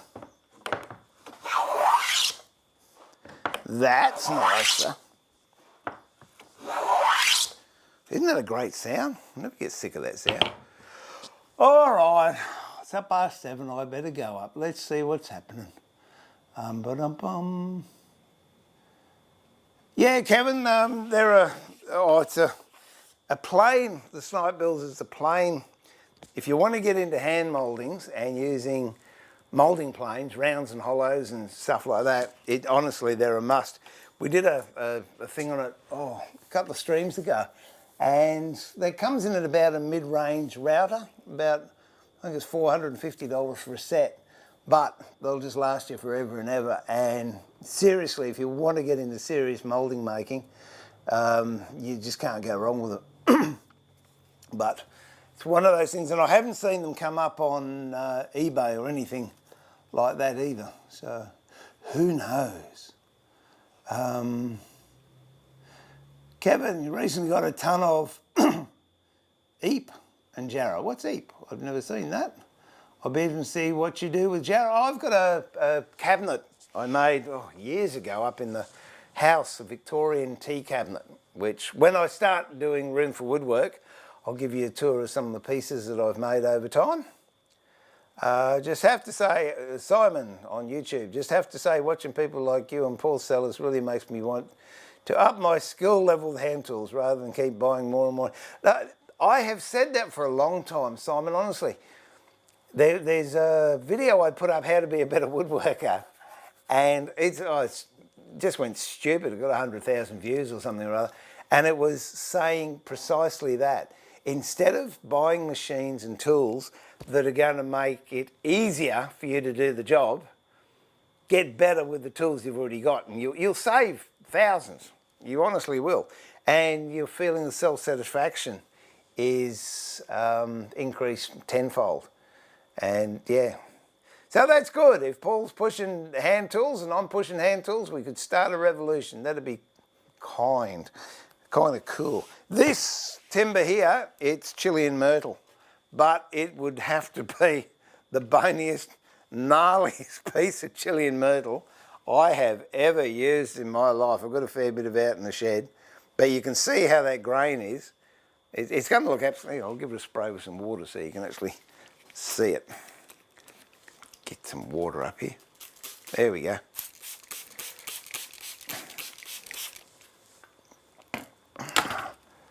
That's it there. So it's as cranky as all get up. But it's going to look beautiful as a centre panel in that cabinet. I'll just put these away whilst I think about it. Because I know the fairies don't work when I'm not down here. I've done tests and I've left stuff out, and when I come down, it still hasn't been put away. So I know they go and strike when I'm not here, I'm sure. And I pay them a fortune too. You'd think they'd honour our agreement, but anyway. Whoop. That's going to get a sharper tomorrow morning. Ah, dear. Yeah, the thing is, some hand tools are more expensive, Alan, but hand tools, if you've got them, you look after them, they don't cost anything to run, and you can just pick them up and take them with you wherever you go, which is good. Hand power. Yeah.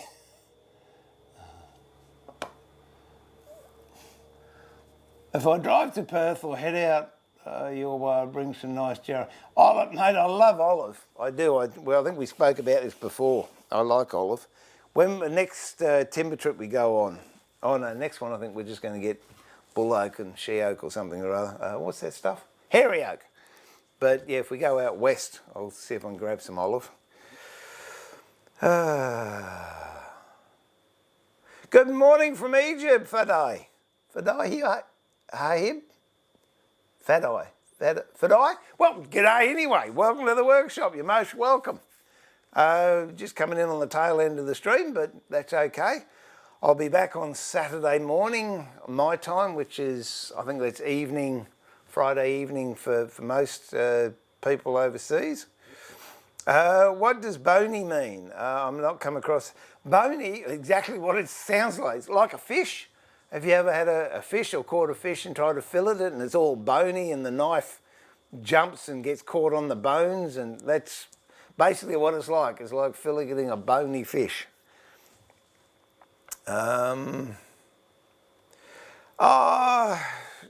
I think there is a way to do it, Alan. I haven't found it.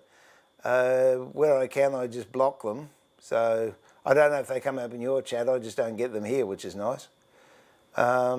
I suppose that's the price you got to pay, unfortunately.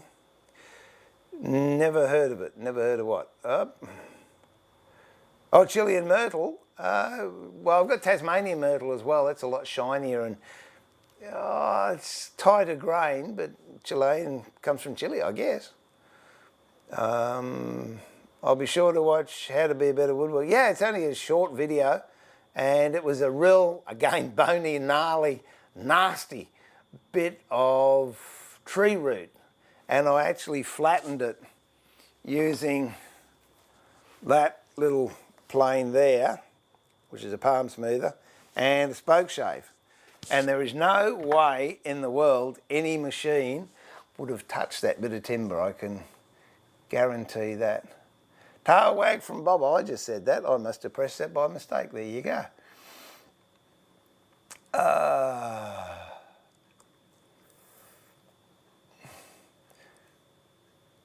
Oh, sounds good. Yes. How's Terry's moving Philister, mate? It is an extraordinary piece of machinery. It really is. There you go.